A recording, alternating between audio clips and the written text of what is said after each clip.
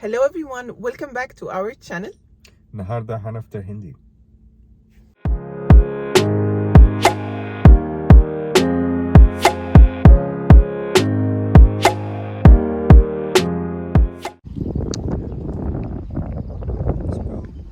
يلا. ده كان منيو الفطار.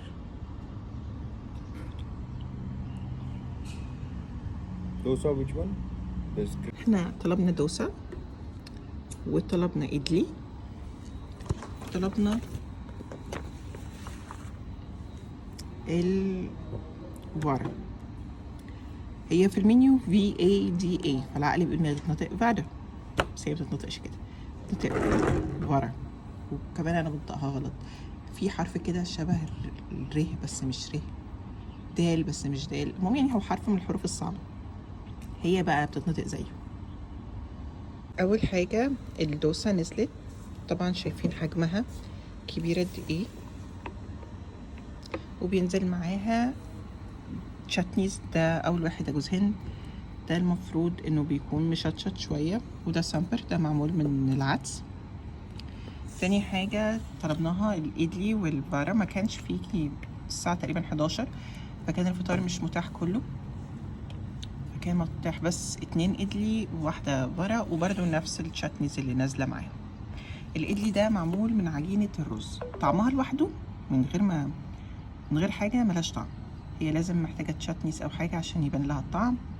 البارا دي بقى هصورها لكم كمان لما تتفتح، دي معمولة من العدس الأسود، طعمها حلو سواء بحاجة أو من غير حاجة.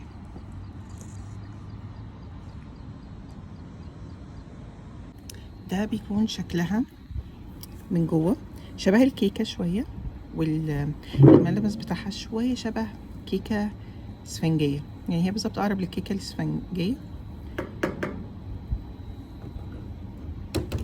والمفروض إن هي بتتاكل كنوع من أنواع العيش عادي، يعني بنغمس بيها وبناكلها. الصوص الحراق طلع فيه بتنجان، فهو كأنه بتنجان مشطشط. وده بيكون شكل الفارا من جوه. هي معموله من العدس الاسود زي ما قلت لكم، فيها ورق كاري، فيها فلفل اسود، وفيها توابل كتير. ولما ببقى مزنوقه ومش فاكره اسمها بقول لتوفيق انا عايزه الفرايد دونت، لان هي شبه الدونت قوي. ده شكل الدوسه من قريب، هي بتكون رفيعه جدا وبتكون كريسبي مقرمشه، وبيكون في منها نوعين، نوع بيكون محشي، هي في منها انواع كتير بس مين لي اشهر اتنين. بيكون محشي بطاطس. بتسأله دوسة؟ Aloo is mixed with masala. وهي فيها من جوه البطاطس، وفي اللي هي السادة. انا بحب السادة عشان بتبقى كلها كريسبي، اللي بتكون محشية بطاطس الجزء المحشي بعد فترة بيكون طري. مش عارفة شكلها واضح ولا لأ، رغم ان توفيق مصر ان الاكل ده خفيف وهيلثي وجميل، بس انتوا تقدروا تشوفوا على ايديا شكل كمية السمنة اللي موجودة في الاكل. انا مش عارفة هو خفيف من انهي اتجاه. فان فاكت عن الفطار الهندي، في بعض الولايات من الهند الهنود ممكن يفطروا كوارع عادي جدا على الصبح، ومش كوارع زي بتاعتنا شرب الكوارع كده خفيفة، لا دي كوارع مطبوخة بتوابل بمسالة بعيش، وده الفطار الطبيعي بتاعهم. توفيق بيقنعني ان هي حاجة جميلة ولذيذة، ولو جربتها احبها، بس يعني خلينا نبدأ بالفطار الخفيف اللذيذ ده الاول ونشوف هنوصل للكوارع دي امتى. زي الكمالة في الكشري، احنا طلبنا كمالة في الدوسة. الدوسة دي مختلفة عن التانية، شبه القطايف اكتر، شبه القطايف بتاعتنا واعرض، وما بتكونش كريسبي، بيكون يعني نفس فكرة القطايف، طرية اكتر. ده كان شكلها، وبرده بيجي معاها نفس التشاتنيز الحراق شوية والجوز الهند والسمر. حاجة تانية من الحاجات المختلفة ما بين الدوسة دي والدوسة التانية، ان نسبة الدهون اللي فيها او السمنة اللي فيها مش كتيرة زي التانية، يعني حتى باين على ايدي وباين عليها هي نفسها ان هي ما فيهاش نسبة الدهون الكتيرة.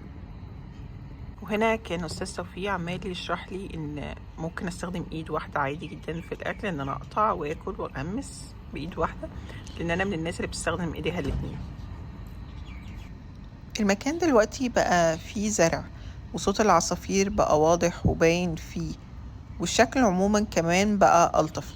من كام شهر بس، تقريبا شهرين بالظبط، المكان كان لسه بيحفروا وبيظبطوا الزرع اللي فيه. وده توتال الفاتورة، الحساب بالمية بالضريبة بكل حاجة، التوتال 26 درهم. وبس كده، ده كان فيديو النهارده. قولوا لنا عايزين نجرب ايه المره الجايه، ولحد ما نشوفكم ما تنسوش تعملوا لنا لايك وكومنت وفولو اس على تيك توك وعلى انستجرام. سلام.